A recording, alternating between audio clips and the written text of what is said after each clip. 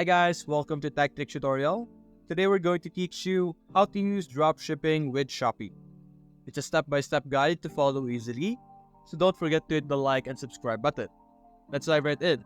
Now the first thing you're going to have to do is to go to this page over here, My CJ.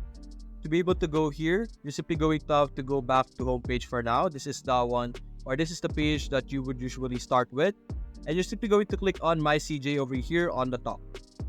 Click this, and you will be redirected to the page that we were seeing earlier. So let's simply select this, and let's wait for it. And in this page, this is where we will be connecting our CJ dropshipping with our Shopee. To be able to do that, let's wait for our page to load. You're going to have to scroll down over here on the left side. Click on Store Authentication.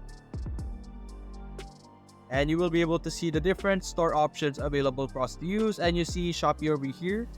And after that, simply click on Add to Store and follow the steps that are required for you to accomplish.